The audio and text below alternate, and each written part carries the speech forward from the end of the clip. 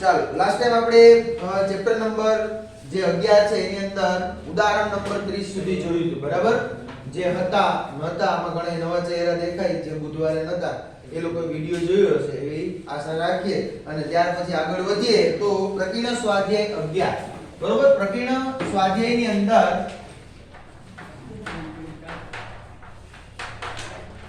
પ્રકીર્ણ સ્વાધ્યાય જે છે બરોબર એની અંદર આપણે વાત કરીએ તો અમુક દાખલા છે ઈ તમે લોકો જાતે ગણી શકશો. એનો મતલબ કે તમને આગળ ક્યાંક ને ક્યાંક સેમ ટુ સેમ એવા દાખલા આવી ગયા બરોબર. કાઈક નવી કન્ડિશન આપી છે એવું કન્ડિશન વિશે વાતચીત કરીશ અને ત્યાર પછી આપણે આગળ વધતા જશું. તો સૌપ્રથમ મને એવું કીધું છે એનો દાખલા નંબર પહેલો ની અંદર કીધું સાબિત કરો કે ઉગમ બિંદુને 2 1 1 બિંદુ સાથે જોડતી રેખા એટલે કે બે બિંદુને જોડતી રેખા થાય. એક કયું બિંદુ આવ્યું? ઉગમ બિંદુ બરાબર 0 0 0 અને બીજું બિંદુ છે 2 1 1 સાથે જોડતી રેખા એ બિંદુઓ બીજા બે બિંદુથી બનતી રેખાને લંબ છે એવું કીધું. એવું તમારે સાબિત કરવાનું છે.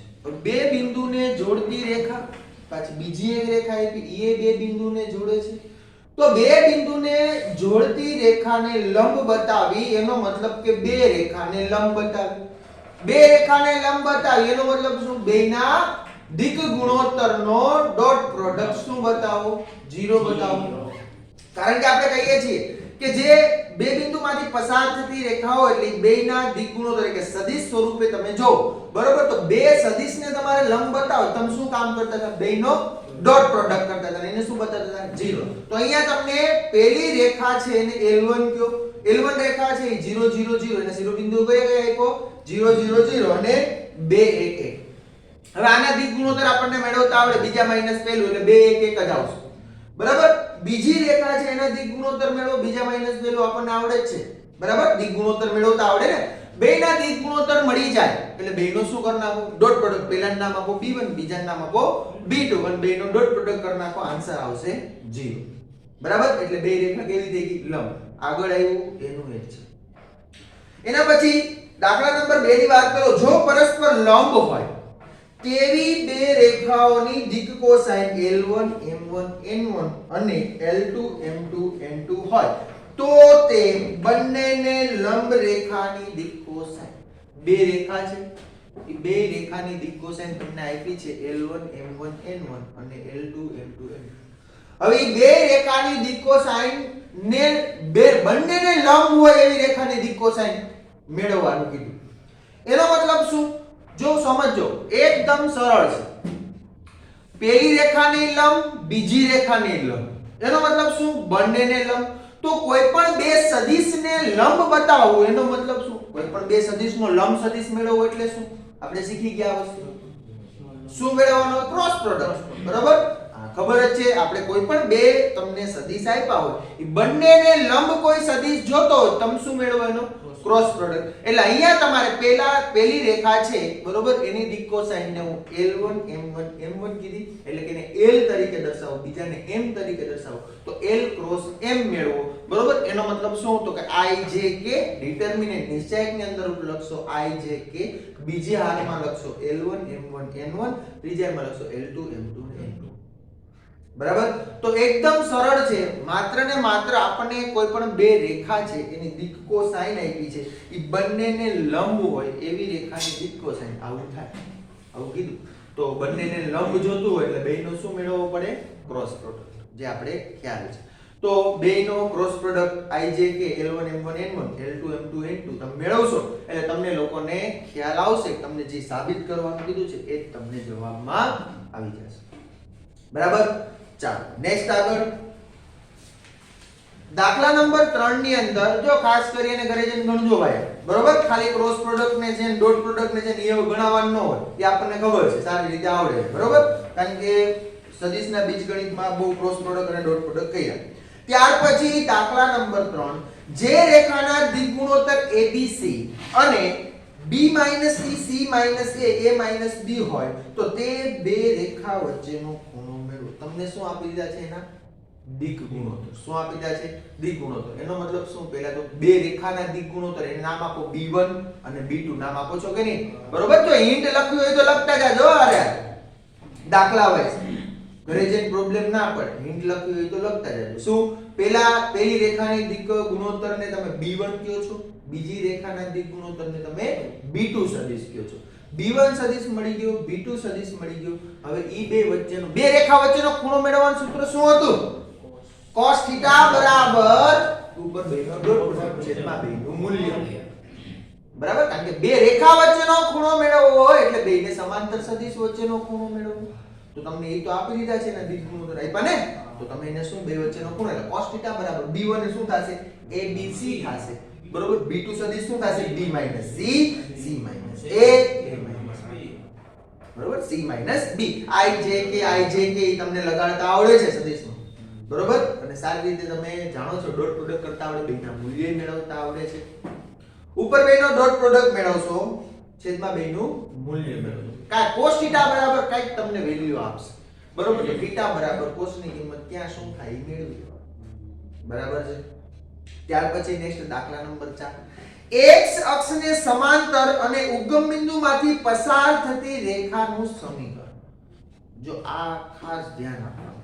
તમને અહીંયા એવું કીધું x અક્ષને સમાંતર છે રેખા. કઈ અક્ષને સમાંતર છે? x અક્ષ.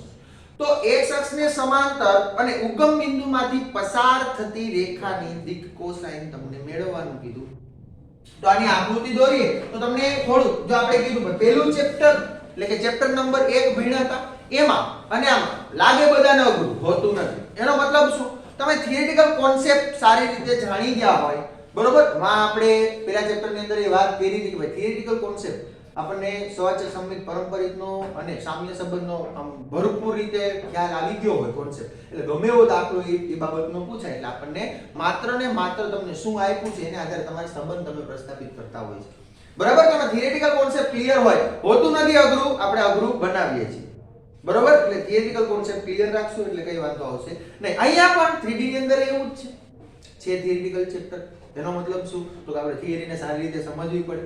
તો અહીંયા સૌપ્રથમ ખાસ કરીને 3D ની અંદર તમે લોકો ડાયાગ્રામ પહેલા દોરશો, આકૃતિ દોરશો એટલે તમને ઘણી બધી માહિતી એના આધારે મળી જશે. હવે આપણે જોઈએ કે x અક્ષને સમાંતર અને ઉગમ બિંદુમાંથી પસાર થતી રેખાનું સમીકરણ. કોઈ રેખા છે, પહેલા તો આવી રીતે તમે દોરી શકો x y z, બરોબર. દાખલા નંબર કેટલામો છે એ તમને ખ્યાલ છે? કેટલામો છે? ચોથો. આ રેખા છે એ ઉગમ બિંદુમાંથી પસાર થાય છે અને x અક્ષને સમાંતર છે. ધારી લેજો, અહીંયા મેં એવું સ્પષ્ટપણે હું બતાવી શકીશ નહીં કે ઉગમ 3D છે ને ભાઈ, બરોબર. તો તમે ધારજો કે આ રેખા છે એ x અક્ષને સમાંતર છે, બરોબર. આ x અક્ષમાં આમ દર્શાવી દઉં. ધારી લેજો કે આ છે એ x અક્ષને સમાંતર રેખા છે. ધારજો એમ કે, બરોબર. અહીં 3D છે, હું એવી રીતે દર્શાવી શકતો નથી કારણ કે આપણે 3D બોર્ડ નથી. ધારો કે આ કોઈ એક રેખા છે એ x અક્ષને સમાંતર છે. આ રેખાને નામ આપું છું કે ઈ કોઈ એક બિંદુમાંથી પસાર થાય. એનો મતલબ કયું બિંદુ છે? ઉગમ બિંદુમાંથી પસાર થાય છે. એટલે આ એક બે નામ આપું 0 0 0, બરોબર. અને x અક્ષને સમાંતર, તો x અક્ષને સમાંતર હોય તો એનો મતલબ આપણે શું જાણીએ છીએ? કોઈ પણ x અક્ષને y અક્ષને z અક્ષને સમાંતર હોય તો તમે દિક્ કોસાઇન લખી શકો. શું થાય? x અક્ષને સમાંતર હોય તો 1 0 0, યાદ છે? આપણે આગળ લખાયું. y અક્ષને સમાંતર હોય તો 0 1 0, સરસ. ત્યાર પછી z અક્ષને સમાંતર હોય 0 0 1. તો x અક્ષને સમાંતર x અક્ષની દિક્ કોસાઇન. આ એક કોન્સેપ્ટ આવડે એટલે દાખલો આવડી ગયો. x અક્ષની દિક્ કોસાઇન એનો મતલબ શું? કઈ થશે? 1 0 0. x અક્ષની દિક્ કોસાઇન શું છે? 1 0 છે. ત્યાર પછી તમે જોશો તો તમારે કોઈ એક બિંદુમાંથી રેખાનું સમીકરણ તો કયું છે? કોઈ એક તમને બિંદુમાંથી પસાર થતી રેખા ને કોઈ એક સદિશને સમાંતર. એ સમાંતરની જગ્યાએ કોણ આપી? તમને x અક્ષ આપ્યું છે સમાંતર. તો કોઈ એક બિંદુમાંથી પસાર થતી અને કોઈ એક સદિશને સમાંતર રેખાનું સમીકરણ શું થાય? r a + λb. તો માટે માગેલ રેખાનું સમીકરણ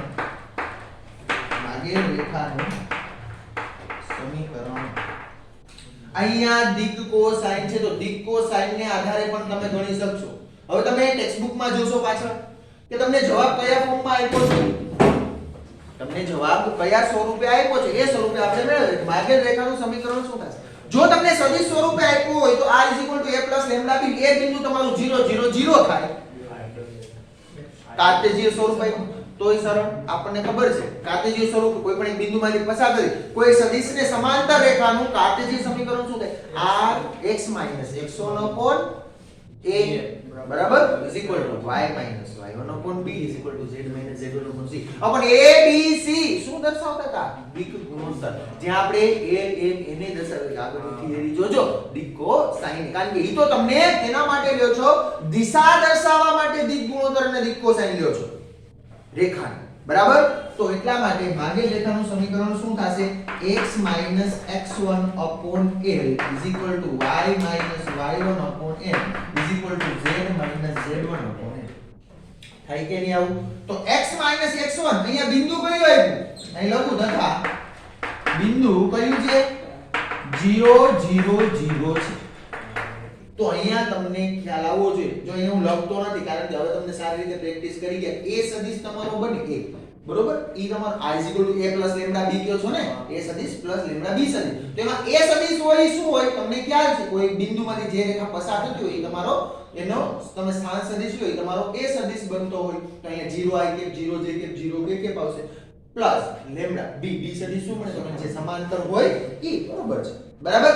તો આપણે અહીંયા સમાંતરની જગ્યાએ એની રેખાની દિક્ કોઈ સદિશ સમાંતર છે ને દિક્ ગુણોત્તર દિક્ ગુણોત્તર નથી આપેલા. કોણ આપેલ છે? દિક્ કોસાઇન. તો તમે a b c ની જગ્યાએ શું લઈ શકો? ln n લઈ શકો. આવું આપણે જોયું હતું. તો ln n 1 0 0 અહીંયા શું આવશે? x - 0 એટલે 0 x/1 y/0 z/0.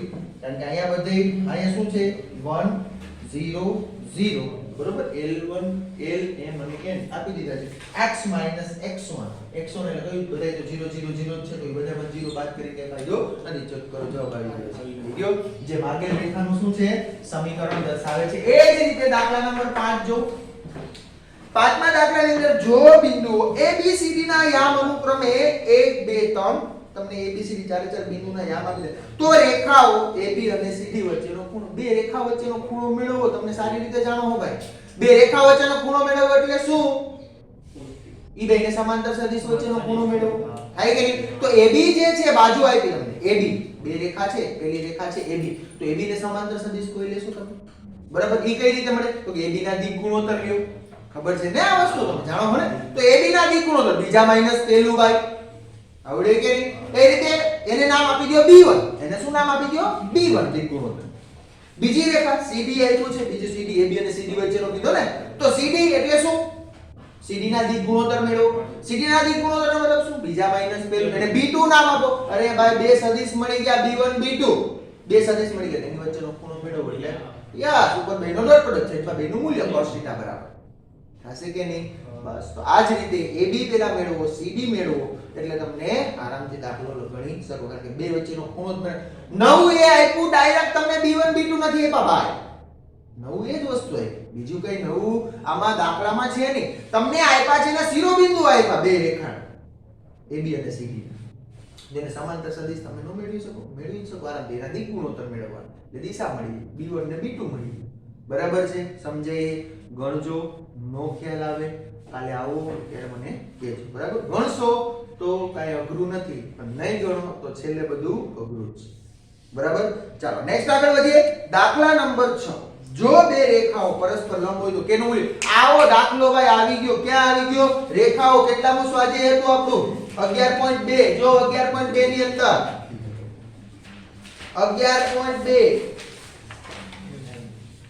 11.2 ની અંદર દાખલા નંબર 12 જોઈ લો. આપણે એમ કીધું કે MCQ માં આવા પ્રકારનું પૂછાઈ શકે છે ને? 11.2 નો દાખલા નંબર 12. બે રેખાઓ પરસ્પર કેવી હોય? લંબ હોય. તો ત્યાં p નું મૂલ્ય તો કેનું આપ્યું? લંબ હોય. એનો મતલબ કોનો ડોટ પ્રોડક્ટ 0 થાય ભાઈ?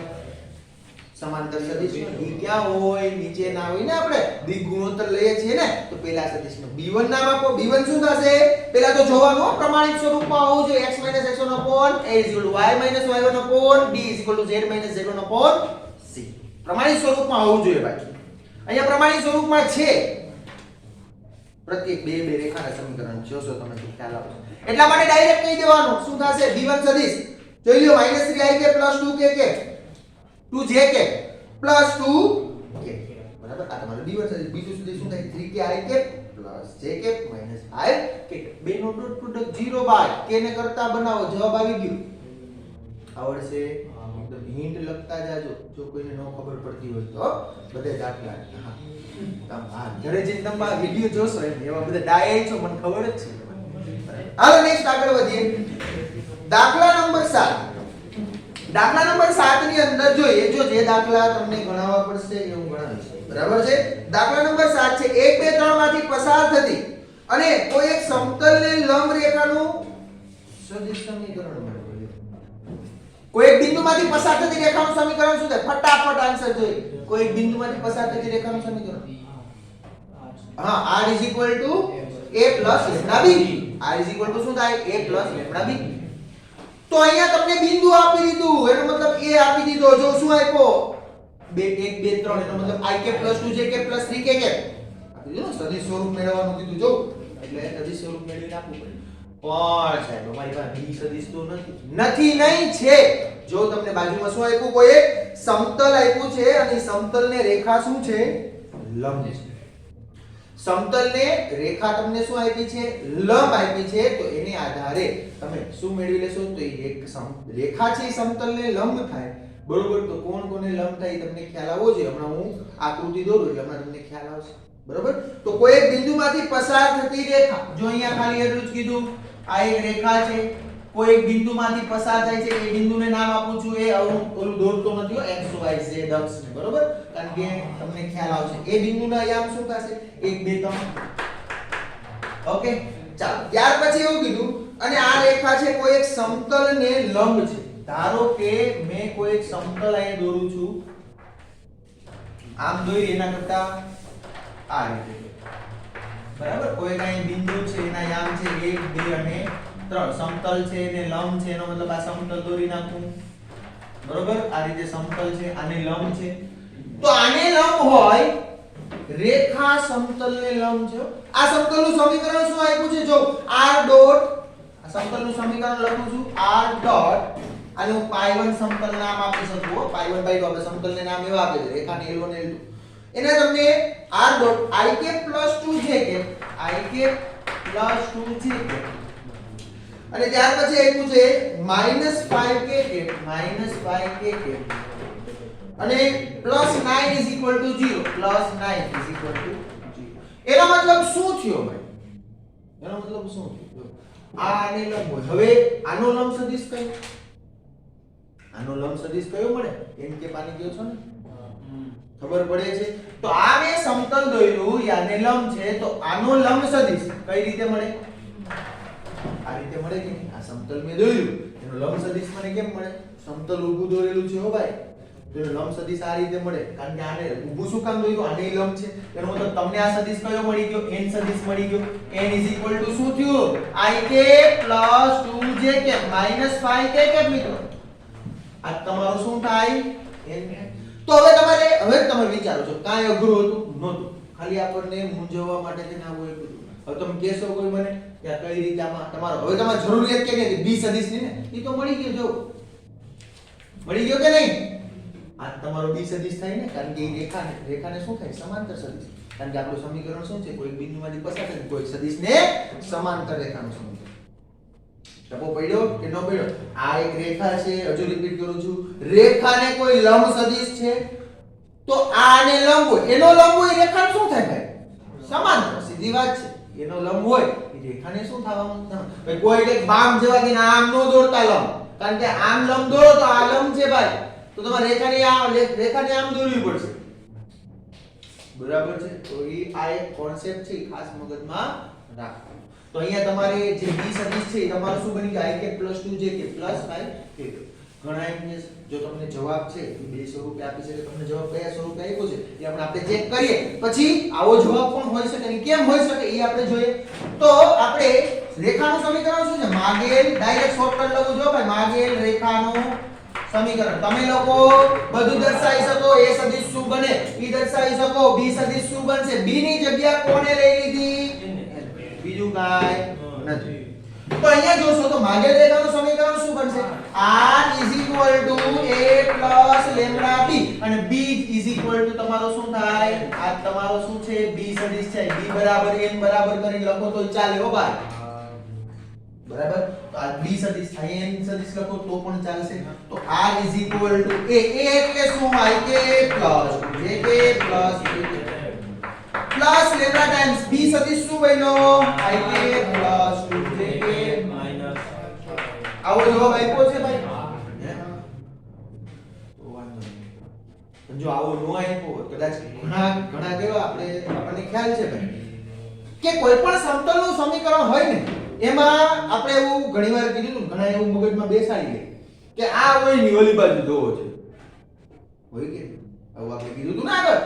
આ 9 છે ઓલી બાજુ તો કેવો થાય? -9 થાય. તો ભાઈ માઈનસ નો રહેવો જોઈએ આપણે એમ કહે, પણ એ ક્યારે નો રહેવો જોઈએ? શું દર્શાવતો? અંતર દર્શાવતો. શું દર્શાવતું હોય? અંતર. ત્યારે આ માઈનસ નો, બાકી માઈનસ હોય કે વાંધો નથી. તો એને પ્લસ કરવો પડે. તો ઘણા શું કરે? એને પ્લસ કરવા માટે આને માઈનસ વડે ગુણે ને. આપણે આવું કરતા હતા, યાદ છે? આને -ik -2jk + 5jk થશે. એનો મતલબ શું થાય? અહીંયા -ik -2jk + 5jk થશે.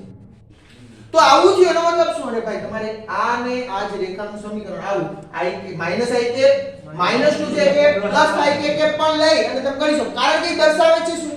તો કે તો ભાઈ દિશા દર્શાવે છે. હવે આ n ની દિશા આમ હોય કે આ બાજુ હોય, તમને ક્યાં એવું સ્પેસિફાઈ કરીને કીધું કે એની દિશા કઈ બાજુ છે અને દિશા વિરુદ્ધ થાય તો કોના વડે ગુણો? માઈનસ. યાદ છે? સમજાય હું જે કહેવા માંગુ છું? એકદમ સરળ કોન્સેપ્ટ છે. બરોબર? પણ આ એટલા માટે ડીપમાં સમજાવું છું કે આવું ક્યાંક એમસીક્યુ માં આવી જાય, આવું ક્યાંક દાખલામાં તો ઘણા મૂંઝાઈ જાય કે આ હું કીધું. અહીંયા જવાબ તો અમારે પ્લસ માં માઈનસ. અરે ભાઈ તમને દિશા સ્પેસિફાઈ કરી નથી આપી કે આવી જ છે. દિશા આ ઓલી બાજુ હોય ને બદલે આ બાજુ હોઈ શકે ને. તો દિશા એ બાજુ હોય તો આ સદિશ બદલે માઈનસ વડે ગુણો. અને કદાચ જો કોઈ માઈનસ માં પેલા લીધું હોય આવી રીતે આપણે ડોટ ડાયરેક્ટ છે ને માઈનસ ઓલી બાજુ મોકલો -9. બરોબર? પછી તમે માઈનસ વડે ગુણો તો આપણને પ્લસ થઈ જાય. તો તમને માઈનસ માં જવાબ આવે.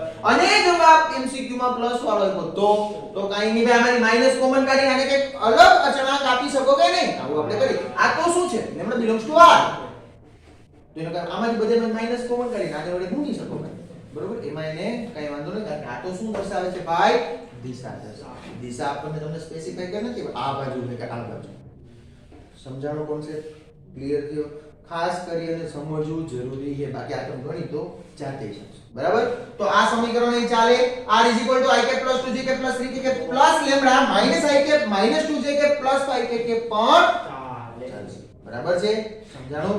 ઓકે, નેક્સ્ટ આગળ વધીએ. દાખલા નંબર 8. 8મા દાખલાની અંદર તમને શું કીધું? જો સેમ ટુ સેમ કોન્સેપ્ટ આવ્યો, હમણાં તમને સમજાઈ જશે. ABC માંથી પસાર થતા કોઈ એક બિંદુમાંથી પસાર થતા, એનો મતલબ એવો થયો કે નહીં?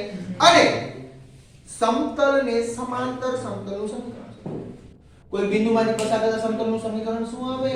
r - a.n = 0. કોઈ એક બિંદુમાંથી પસાર થતા સમતલનું સમીકરણ યાદ હોય તો કયો? r - a.n = 0. તો એની જગ્યાએ મારે શું જોઈએ ભાઈ? n જોઈએ. n ક્યાંથી આવશે?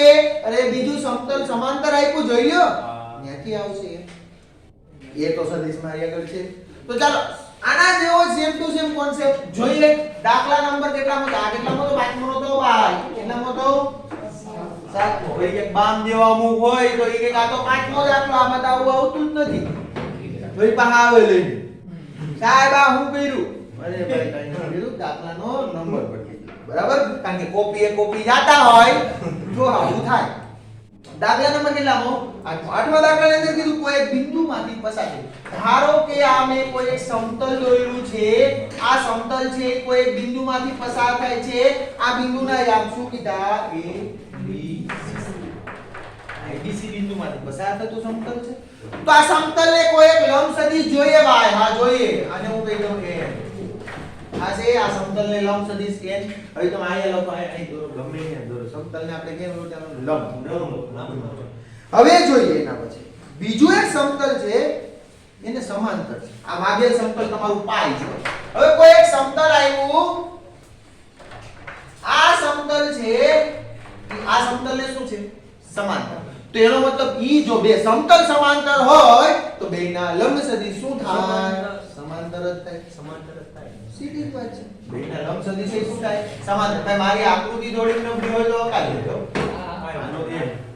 તો જો આ n છે આ તમારો માગે એનો મતલબ શું છે આ બે સમાંતર હોય તો આપણે તો ભાઈ જોતું તું શું મળી ગયું આમ અહીં ખાસે શું n સદિશ બરાબર n1 સદિશ આ પાઈ1 સમતલ જોવાને જે તમને આપ્યું છે એને સમાંતર સમતલી તો માગે સમતલનું સમીકરણ ડાયરેક્ટલી લખીશ તમે વ્યવસ્થિત રીતે બાકી બુકમાં લખશો ઘરે બરાબર શું આવશે માગેલ સમતલનું સમીકરણ શીખી ગયો એટલે કાઈ વાંધો ન આવે માગેલ સમતલનું સમીકરણ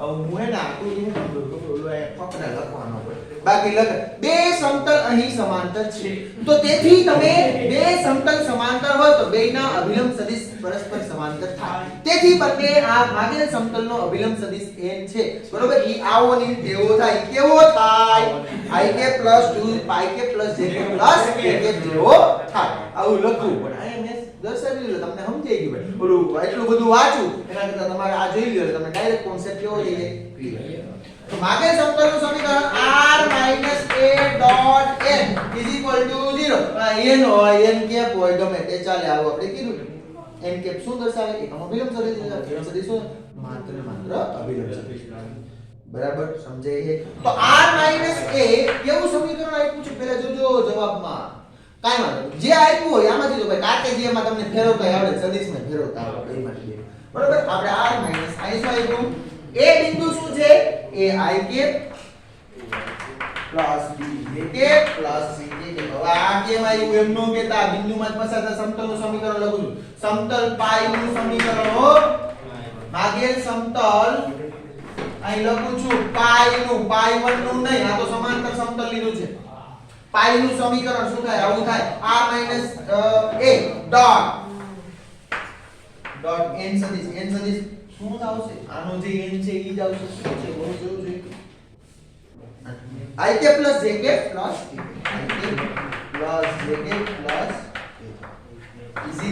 0 આવું આપ્યું છે ભાઈ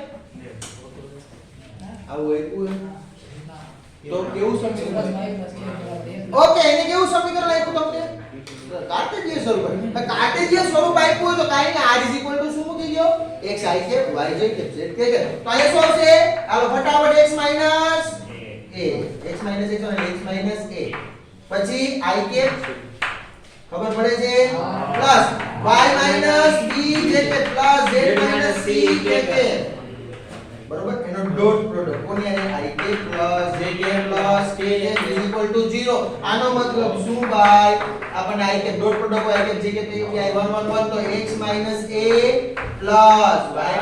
b z - c = 0 આ કેમ આવ્યું ખાલી આ બેનો ડોટ પ્રોડક્ટ કર્યો ભાઈ આનો મતલબ શું x y z = a દેખાય છે ભાઈ આમાં જો તો આ દેખાય છે મારી પાસે મુંજે હા દેખાય આવે ઓકે કાઈ વાંધો નહીં તો જવાબ શું આવ્યો અહીંયા લખું છું જોજો x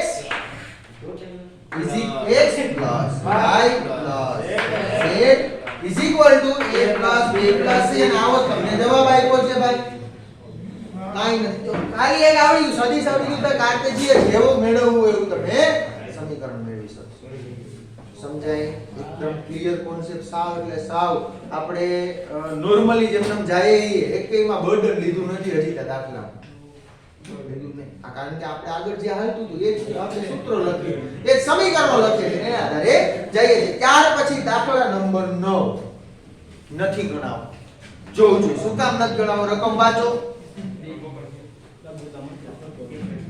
શું મેળવવાનું છે બે રેખા વચ્ચેનું લઘુત્તમ અંતર તમારે લોકો આ લખવું પડશે ને બરાબર પહેલા તો દાખલા નંબર 9 જોઈ લો પછી આપણે આગળ લખીએ 9મા દાખલાની અંદર મને એવું કીધું બે રેખાઓ વચ્ચેનું લઘુત્તમ અંતર તો બે રેખા વચ્ચેનું લઘુત્તમ અંતર મેળવવાનું સૂત્ર હાલ ભાઈ બોલજો એ જડિયા હા ft બરાબર હા બરાબર બોલ સરસ B1 cross B2 count A2 minus A1 છેદમાં છેદમાં શું આવશે? એની પહેલા જો એક કામ ભૂલી ગયા, હા એ બેનું મૂલ્ય B1 + B2 નું મૂલ્ય. પણ એની પહેલા એક કામ ભૂલી ગઈ, શું કરવું પડે કોઈ કહેશે મને? કોઈ કહેશે? પેલા B1 હા પેલા શું માઈનસ A1 તો લેવાનું. હા કારણ કે લઘુત્તમ અંતર તો બે રેખા સમાંતર છે કે વિષમતલીય, મારે આ એક ક્લિયર કરવું પડે. જો સમાંતર હોય તો સૂત્ર અલગ આવે, વિષમતલીય હોય તો સૂત્ર અલગ આવે. સમાંતર હોય તો એના માટેનું સૂત્ર અલગ છે. B1 × B2 ની જગ્યાએ શું આવે? B ક્રોસ A2 - A1 છેદમાં B નું મૂલ્ય, અને અહીંયા શું આવે? B1 × B2 dot A2 - A1 છેદમાં B1 × B2 નું મૂલ્ય. સરસ, જવાબ સાચો જ છે ભાઈ, યાદ છે ભાઈ. બરોબર, સૂત્ર શું આવે? તો શોર્ટેસ્ટ ડિસ્ટન્સ એટલે લઘુત્તમ અંતર SD = તો બોલ લઈ જાવ. અહીંયા એ જ સૂત્ર લાગુ પડશે. શું કામે જોવું જોઈએ એમાં? બે તમને જે સદિશ સમીકરણ આપ્યા ને બે રેખાના, એમાં જો તમને ડાયરેક્ટ કરતા આવડે ભાઈ, બે સદિશ છે એને સમાંતર સદિશ છે, બે રેખા પરસ્પર સમાંતર છે કે નહીં? નથી. શું કામ નથી? બેના B1 અને B2 બે સમાંતર નથી. શું કામ નથી? બેનો ગુણોત્તર સમાન નથી. બરોબર, ઘણા એવું દોડતા B1 = λ/B2 આવું દર્શાવે. બરોબર, લેમ્બડા કઈ સામાન્ય નહીં, નથી નીકળતો, નોટ ઇક્વલ ટુ એવું લખે. અરે ભાઈ એવું કઈ ડાયરેક્ટ ગુણોત્તર લેને ભાઈ, જોતા જ તમને ખ્યાલ આવી જાય. બરોબર, તો ગુણોત્તર લેશો એટલે સીધો ખ્યાલ આવે ભાઈ. 1 ના છેદમાં શું આવશે?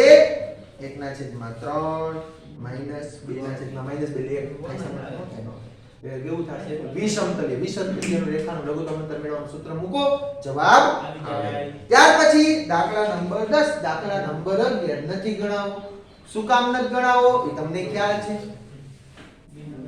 આગળ જ્યારે આપણે લાસ્ટ ટાઈમ હતા એને જે વિડિયો જોયો હશે અથવા તો અહીંયા હતા એને ખ્યાલ હશે કે મેં એક દાખલો ગણાવ્યો હતો તમને લોકોને.